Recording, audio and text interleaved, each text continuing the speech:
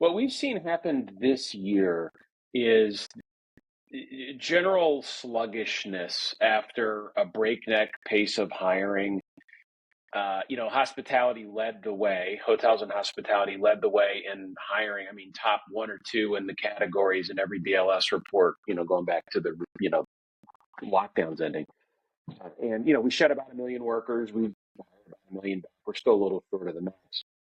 But it hasn't gotten any easier. But what has happened is as financing has gotten harder, as the bid-ask spreads on properties have remained wide and deals just aren't getting done, or they're not getting approved, or they're just not penciling, properties aren't changing hands. So we're not growing capacity. We generally, as an industry, have plenty of hotel rooms in most markets. I mean, Chicago, where I am, has probably got too many hotel rooms. I mean, it's we're catching up to a lot of development. And what we saw is between January of this year and today, about 50% of the job inventory across our customer base went away.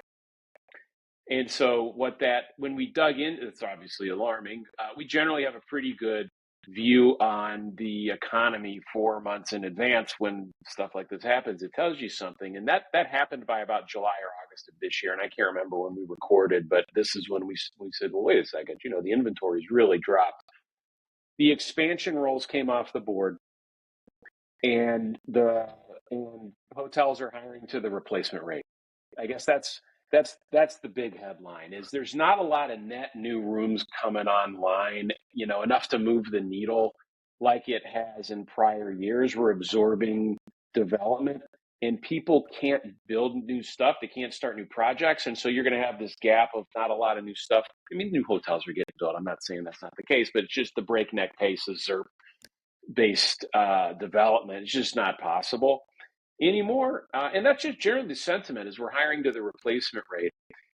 The second headline I'd give you is, and this really came out in the F&B study that we did, that I presented at the most recent conference AHLA put on in San Antonio, is there's a greater emphasis from the job seeker in their search on flexibility and just general well-being. So the workforce is telling us in this research, I would rather have more flexibility than make the most money. So, in there is opportunity for managers to say, okay, well, maybe I can get out of this cycle of, this wage spiral where I just have to pay $1 an hour more every 6 months to everyone on my team so they don't all quit, and start to say, well, maybe I can manage this differently. Maybe I can handle shifts differently. Maybe I can trust the team to find their own coverage. Maybe I can implement technology that allows them to figure it out without going to the clipboard in the break room. I mean, there are different ways to do it. And those become perks. So, those are the things we spend a lot of time talking about. I appreciate you bringing up both of those points. I think on the first point, it's really important for people to understand what's going on in the world of finance and real estate. You talked about kind of a lot of finance related concepts, but that is key, right? That's upstream of everything that happens on the operational side, but it also drives what owners think about, how they invest, That's what exactly goes on right. across And the that ecosystem. drives employment, and drives rooms, it drives rates, it drives everything. And so, from the capital flows come the employment flows, and you really have to, if you want to be ahead of it, you got to look at the cycles in that way. Right. And then I think to the second point that you made around kind of what are people asking for, we're going to get into that in this conversation, but it's really essential as well because it sounds very simple, but it's very important, right? Listening to what people are asking for is how you create a place that becomes this great workplace, right? And it's meeting people where they're at. What are they looking for?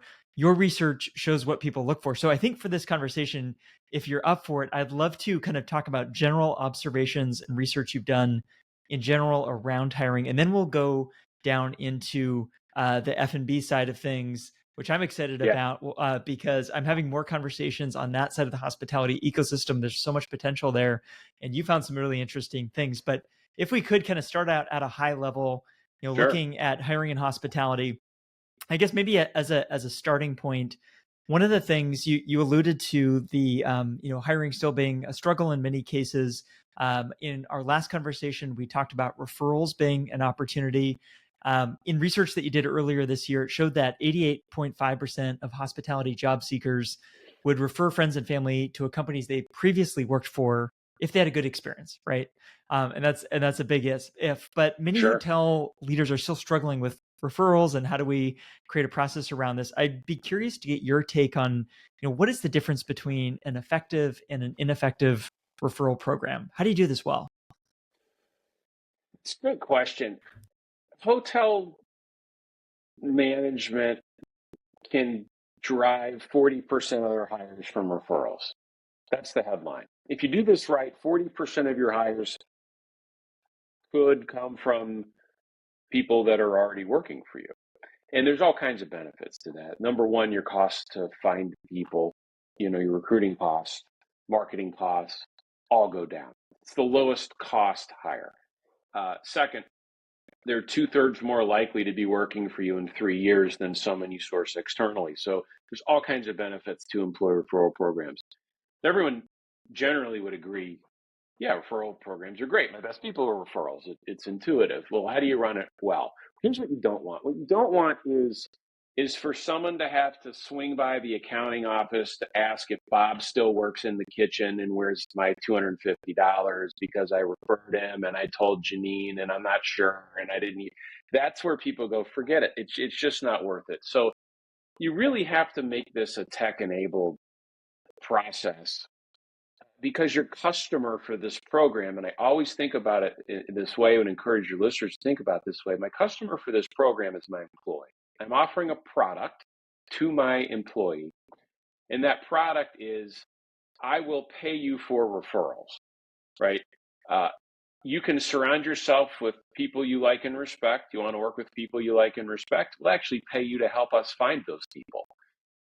So that's the product. A great product experience is it's very easy for me to tell you who I think you should talk to. It's very easy for me to know what happened after I refer them. It's very easy for me to know if I'm going to get paid or not. It's very easy to see that I did get paid. That is a great product experience. A great product experience, your other customer is the employee that you're trying to hire, the person, the referee. Is it easy for them to connect to you? Did you follow up quickly? Was it a pleasant conversation? Did they know I was a referral? Did I get, I want to say preferential consideration, but did I go to the top of the pile because I was a referral and I should have? If you check all those boxes, the word's gonna get out. Hey, if you refer people, you get paid. This is great, right? And you get people bought into this process, but they have to be able to do it in a way that works. It can't be fill out a form on the job application. It has to be something like, automated texture, essentially a bot that conversationally asks for the referral, or it's a QR code that links to a referral page that's easy on a phone. That's the way you need to do it. Of course, it has to link to the payroll system, so you can check payment statuses and just so it's not an HR team nightmare of administration trying to track down whether people are still working there or not. That's usually where these things break down. I like your focus on experience, right? How do you, our listeners think about how do you create a great guest experience, right? If you're going to run a good hospitality business, you got to do that for your team as well, right? And your potential team members, right? Let's stay on this topic of making it easy, because one of the other things in the research that stood out to me was nearly 3/4 of hospitality job seekers had totally abandoned applications that took too long to complete, right? This is crazy to me, right? So they're interested in the role, they're interested in the hotel, the company. They're saying like, I'm interested in working here, and then they just give up, right? 3 out of 4 of them. And it also, your research also showed that 58% won't apply if they have to repeat, kind of the, steps in the process. So it seems like the friction or making it uneasy is way too common here. What what are kind of best practices that you've seen in streamlining this process to prevent this kind of drop off? We're in an industry where almost 80% of people run their entire job search process to a phone. So the first homework assignment I'd give your listeners after they're done listening to this podcast is to get out their phone and try to apply to a job at their own hotel. I think we might talk about the last time I was on there. Like, you really have to think of this like a product manager. Try to apply to a job at your own hotel and just do it on a phone and note the experience. Is it easy? Is it inviting? Do I have the same experience that someone would have looking for a room? Is the brand consistent? Or am I retyping my resume with my thumbs? Does it look like I'm filling out a 1040? You just note the experience there. You get 7 fields on a job application before people start to abandon. 7. Ideally, it's 5. And when we work with hotels, we say, look, you get first name, last name, email, cell phone, maybe address optional. That's it. Shorter is better. And then let technology take it forward. The other big one is if your website requires users to create a login to apply for a job, you're losing about 70% of your traffic. It'll just evaporate. And it's like having someone have to, create a customer account to look at inventory, right? It's just that stuff ended a long time ago, but these HR practices are still antiquated. They're run to make it easier for payroll administration. It's not run to be a red carpet experience for the person you're trying to convince, to come work for you versus the 15 other employers they're talking to. That's how you get that right. So it's mobile friendly, very short applications, ideally leverage the one-click apply features that live in, so many of the candidate sources in there, and just auto-populate the stuff. Like, don't make people rewrite things. It's all the things that you yourself would appreciate if you were applying for the role. Just audit your own process. You'll find it. You'll find the things. Like, this is kind of a pain. Maybe we should not do this anymore. I wonder how many people are abandoning the cart, as it were, in the middle of the process. It's a lot, it's a lot. Yeah. And in a world where hiring's challenging, you can't afford to do this, right? Can't afford to do this. I like the red carpet analogy. That might need to be the title of this episode. But kind of red carpet analogy, yeah, red carpet recruiting, exactly. But also kind of how you put it. Just what would you want, right? I mean, let's stay with that because this seems to be consistent throughout the process. Your research also showed that 69% of candidates expected communication every couple of days. I mean, that just checks out, right? That's what I would want. I wouldn't want it to go to some black hole and it's like, right. Where did it go? I guess kind of what are some things that you've seen there on hotels communicating well? What needs to take place for that to happen? Yeah, it's the number one frustration of job seekers everywhere. I'm sure everybody's had this experience. You apply to a job, you never hear back. That's frustrating. Is my time worth zero? Thank you. You go for an interview, you don't hear back for a week. Time is valuable. So is yours, presumably. Why did we waste that time? It just doesn't reflect well on your culture or your management team. So, the number one thing you can do is just over communicate. And there are ways to set this up where, every other day, hey, just checking in. Here's the next step. We'll be back to you. We received your application. We'll be in touch. Then actually be in touch. You just have to build these things into the communication cadence, again, because it's what you want. And you can do all of this with automated tools. Just know what the structure is. Think of it like a customer, we're all, make it real. You talk to a general manager and you go, okay, well, a guest is showing up on Friday. You have this reservation on the books 3 months in advance. What do you do for a guest the week of arrival? Well, we send them an email on Tuesday, and then the concierge reaches out on Wednesday, and then they get the automated early check-in on Thursday for their Friday arrival. Okay, do that for employment. I mean, that's the template. Hey, you're coming in for an interview on Friday. We're so excited.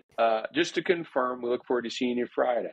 On Wednesday, it's like, we're on for Friday. Here's who you're going to meet with. By the way, here's where we, park here. Here's a link to the map.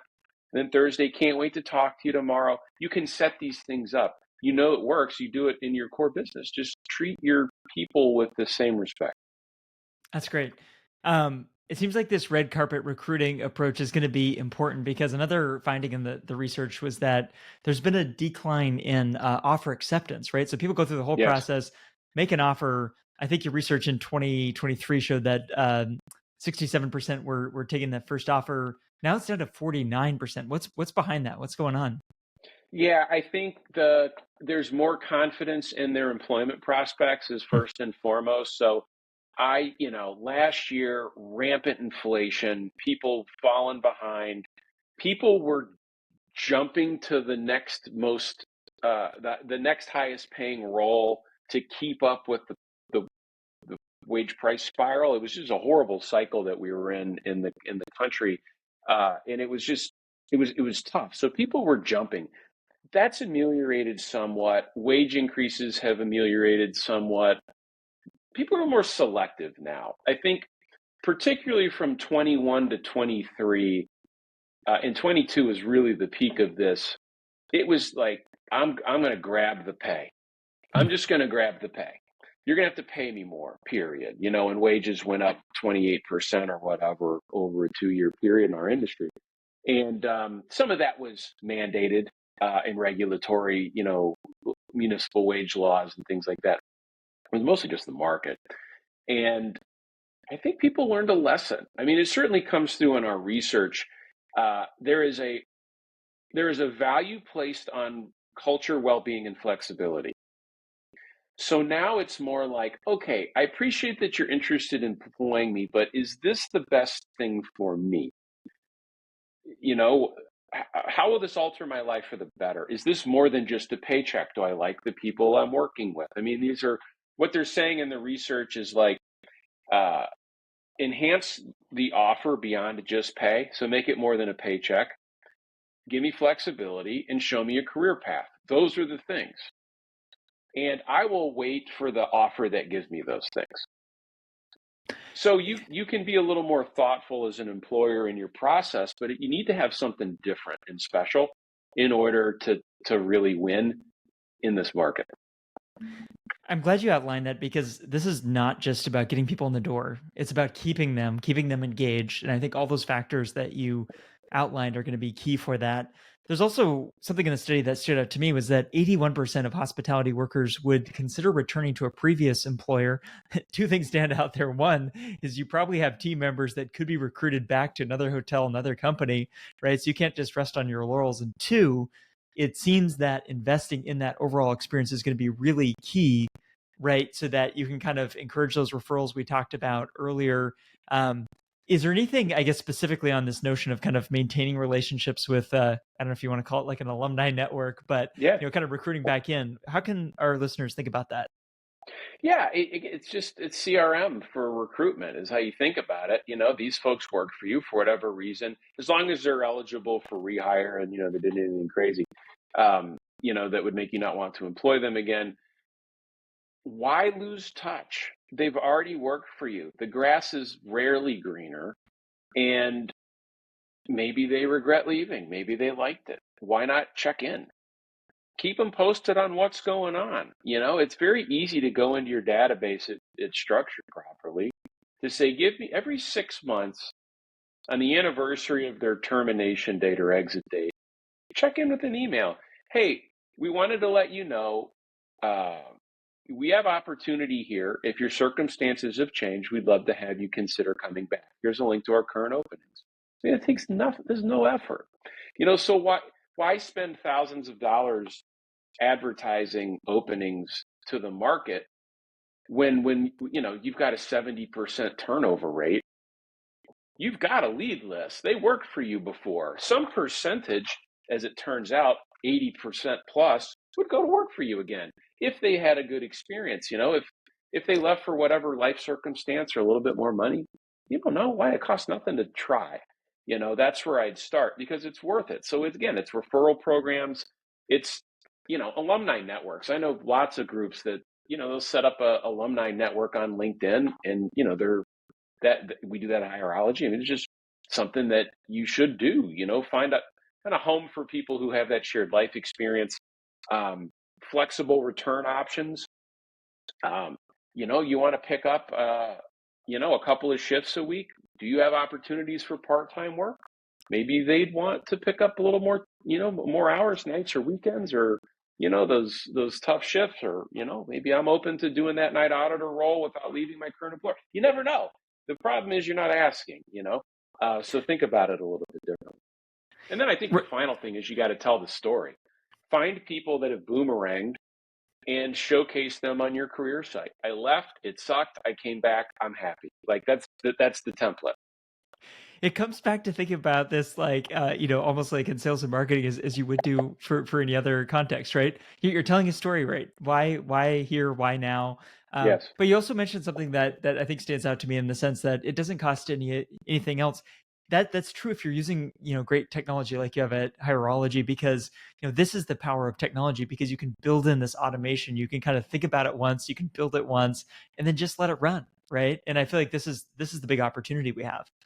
It really is. I mean, we are working as fast as we can to automate as much of the friction to remove it as possible. That's the human. I have the intention as a human being to provide a great experience to candidates, and that runs into the reality as my job. My job as a HR leader or general manager at a property. I still have time to do it all. So my intentions are pure, but my reality is my reality, and I just can't do this consistently. Technology can do these things. That's really the solution to this.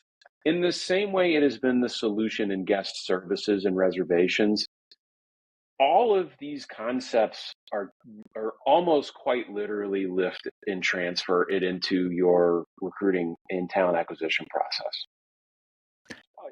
Work a funnel, work your relationships, call your prior customers, try to win them back. It's just a constant cadence in adding value to the listener. Like what I'm reaching out to you with some opportunities you may want to consider, or hey, did you know we just added employment reimbursement policy, or hey, we're sending all of our people in this role to this training at AHLA Foundation. We've just added that portfolio of learning. Come take advantage of it. I mean, it's product design is really what this is. Yeah, I love it. I want to shift track slightly and talk about kind of food and beverage. And for me, this is really exciting because I have been having conversations across the ecosystem from, developers thinking about food and beverage as a way to make their real estate, their investment more valuable, to operators. You think about kind of this being, a magnet for people in the community. It can be a great revenue driver. It can create a hotspot. So it feels like F&B in hospitality is hot, especially within hotels. What prompted you to do a deep dive research into F&B specifically? Well, it's a profit driver for our customers. It's like we can't just pay attention to the hotel side of the business and serve our customers in the way that they really need us to serve them. I mean, your full service operations have an F&B component that's material. And, it's not just the front of the house customer experience. I mean, a number of conversations I had at the F&B committee meeting at the HLA conference was all about the logistics of procurement and group buying and all of the things that really make F&B work. Is just getting better prices on your inputs. All of that is so important, particularly, as you get scale. But what was interesting is we found that if I'm in the F&B business, if I'm a career restaurant worker, hotel restaurants are the number one preferred option on the list, period. So the workforce would prefer to work at a hotel restaurant than an independent standalone restaurant by about a factor of 20%. So 28% would prefer to work in a hotel environment versus 22% at an independent restaurant. And the reason that jumped out of this research was all about wage and schedule stability. for whatever reason, this may be true or not true. I can't prove that this is or is not true, but the opinion of the workforce is that hotel F&B operations provide more stable hours and predictable shifts than independent restaurants. So that may or may not be true, but the market thinks it's true. So if the market thinks it's true, check is that actually true for us? And then use that as your sales lever. I mean, what's the product we're designing? Hey, we're looking for experienced hospitality workers, bartenders, servers, cooks, procurement, whatever it is. We're going to offer you stability and flexibility. So stay in the business you love, but do it in a way that meets your needs. Like, that's a pretty darn good message. You're selling income stability and predictability and flexibility. Those are all very good things to sell. And the market thinks we have that. So I would lever the heck out of that. Second, our industry offers better non-monetary compensation, right? So it's better benefits and bonuses, generally better career opportunities, better health insurance, better time off and retirement plans. When you get into, hotels have larger revenue scale. A restaurant is a lot less likely to fail in a hotel than it is, on the corner. I mean, just it's a healthier business. It's a better life if you're in this industry. There's my soapbox, but that's why I think those things are true for people. What's interesting, I think it's true for experienced talent, as you mentioned, but the research also showed that it's very appealing to younger talent too, right? Gen Z and millennial workers are also more attracted to F&B positions than the overall average. So it seems, I mean, for all the reasons that you mentioned, it feels like this is an opportunity across the board to double down on. And I guess hearing you, it just underscores everything we've talked about so far. Make it easy, give options, look for kind of perks that you can provide to sweeten the deal, right? Yeah, there's this exactly, and there's a trend. I mean, not to get too philosophical here, but this trend towards maximizing flexibility for the workforce is pervading all sectors.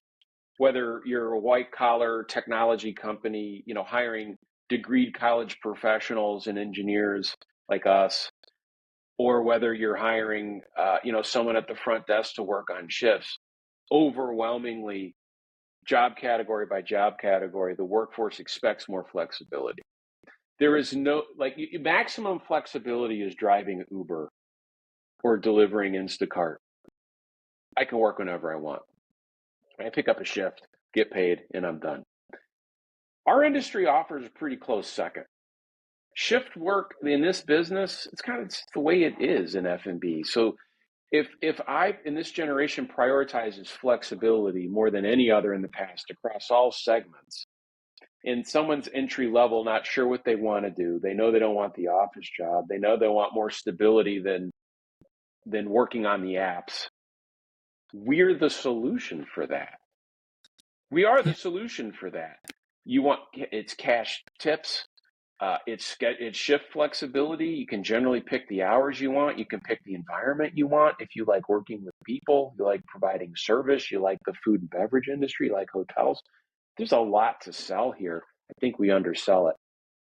That's great. Yeah, I love the advice to sell and make the case more effectively than we have been. But I think it's also good to kind of look at the Ubers or the DoorDashes of the world, because there is this base level where it's like, if you don't have almost like these hygiene factors in place, right, then there are these other options. But if you do it well, you could be more compelling, right? And I think that in kind of this constant war for talent, this is important to remember, right? Yeah, you have to understand you're not for all categories, but for most categories, your competitor isn't the next hotel. The competitor is the apps. Mm-hmm.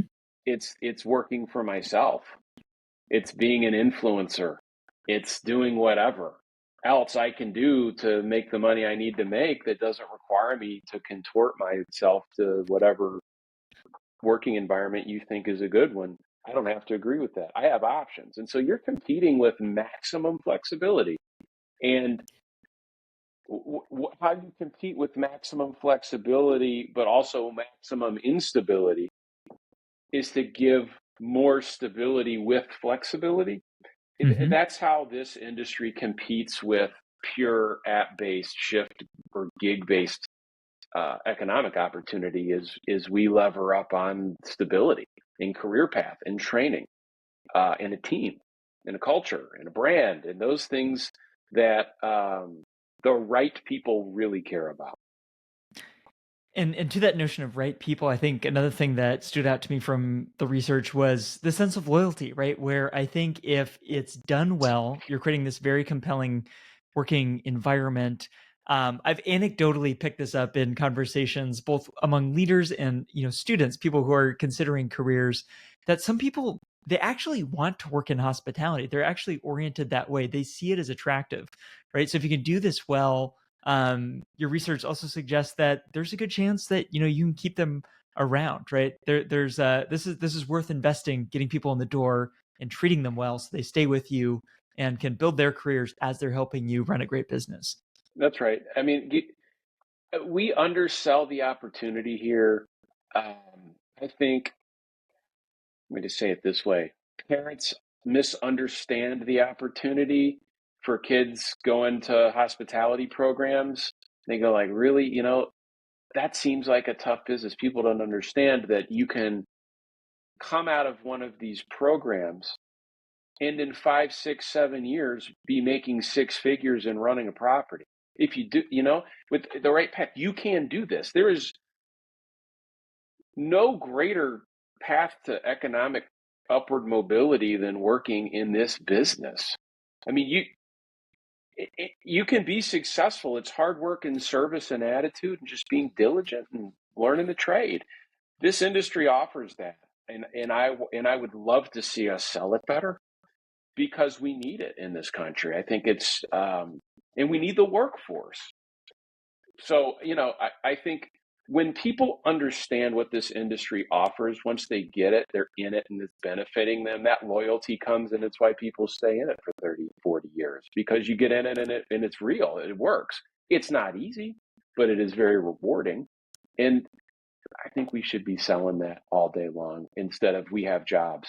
Um, we need to sell career opportunity, stability, flexibility, and the fun of the business that we're all in, which can sometimes be not fun, but that's every job. Yeah. Yeah, absolutely. Well, I would kind of before we go, I want to get into kind of helping people plan for the year ahead. But before we get to that, I mean, these two studies we've been referencing are each over 30 pages long. There are so many data points. We could be talking for hours here, and we'll link in the show notes where people can download those. But just before we get into planning for the year ahead, is there any other data points or kind of things that you want our listeners to know about, or should we talk about planning for the year ahead? Well, I'll tell you this: this is not a short-term thing. This is a long-term thing. Um, we are entering a period where there will be fewer entry-level workers entering the workforce over the next 10 years. That's just demographics. The U.S. population is generally in peaking phase right now, and the entry level workforce is just going to get progressively smaller as the birth rate declines. The economy is going to grow. The number of people available for work is going to shrink. Those are going to work in opposition over the next decade. Problem's not going away. You've got to have a solution for it. And as you think about next year, how do you prepare? I, what I'm telling people is just audit your current process. Get out your phone, apply to a job. Uh, Note the experience. Uh, does anyone get back to you? Secret shop your whole process. Is day one great for a new hire? Is their first day exceptional? If not, why not? How do we make that first day exceptional? Just fundamental questions we can answer that make a real difference, that don't require budget approval. You just have to put the intention into doing these things. And now's the time to take stock of that. It really will change your performance as a business. I appreciate everything you've shared kind of through this conversation because you've kind of outlined what's taking place over the last couple of years. looked at the market, the options that workers have today, and then looking into the future, years or decades to come, right? And how this will play out. So this is the time to invest in this process. It's a time to get better. Not only it'll help you win today, but in years to come. I would love to get into kind of some action items for our listeners before we go. Maybe kind of in two categories. One would be the property level general manager is reading this research, and I'm just kind of thinking of some of the advice that you've given. You just mentioned, take out your phone, sort of go through that process yourself. Any other action items for the property level general manager who can wants to get better at this? If you're a GM and you and your management team are struggling to hire people, the first thing you need to determine is, are you going fast enough? Are you running the process fast enough? So here's what matters, is what we call hiring velocity. It's how quickly you're getting to people and getting them through the process. So two KPIs to track as you enter the new year. Number one, how long does it take for us to get back to a candidate after they apply? If that number is more than 72 hours, just get it inside 72 hours. You will double your response rate. It will really positively dramatically affect your results. Just go faster, get back to people quicker. And if people are interviewing within 5 days of applying, you're good. If it takes longer than 5 days to get people in for a first conversation, that's the second thing you do. Do those two things, it changes the game. You're just operating better than the other employers out there. That's great. it. I mean, as a GM, I would put it in your management KPIs, frankly. Application review rate and time to first interview. Track those two things. Yeah. It solves so many downstream problems. That's very specific, but that's what, if a GM was telling me how do you measure this, I'd say those were your two metrics. That's great. Now, if you're a corporate leader, imagine that applies even more, right? I'm thinking about kind of the challenges or the opportunities of doing this at scale. I think metrics and tracking become even more important. So I imagine this applies in that context. Any advice that is specifically for a corporate leader that wants to get better organizationally at hiring? Yeah, well, I mean, any hotel group, whether you're managing properties or operating your own, um, it's not one business. It's a collection of businesses, and they're all localized, and talent markets are localized. And so if you have a technology solution that is horizontal and treats your business like a monolith, you're not getting the insights you need to really spend your time and resources wisely. You have to know what's going on at the property level so you can manage by exception. So what do I mean by that? Do you know which 5 hiring managers are the slowest to review applicants across your portfolio? Do you know which 5 properties are have the fastest time to first interview so you can investigate what they're doing right and share those best practices? Like, do you have an early warning system for when something's about to slide off the road in terms of recruitment where you're going to have to intervene?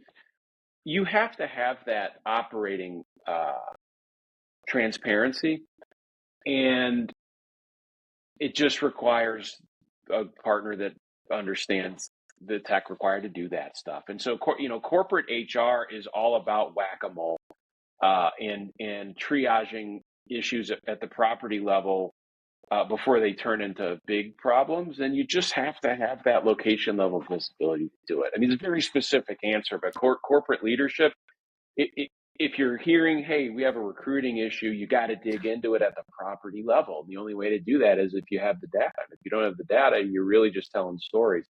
It's not helpful. So, that would be my New Year's resolution is to make sure I know where we're at and I'm tracking the things I want to improve. I love it. I like specific advice. So I appreciate you sharing that, Adam. For people who want to learn more about the research that you've done across this area, where can they access these reports and learn more about Hireology? Yeah, Hireology.com. All of our applicant studies are available in the content there for free. Take, distribute. anyone on our team be happy to talk with you about these things, share with you industry benchmarks or best practices. All of that's available on our website. And I know, you'll link the study here in this episode. Absolutely. Adam, thanks so much for taking time to walk through all of this and for teaching us all. All right. You're very welcome. Thanks for having me back.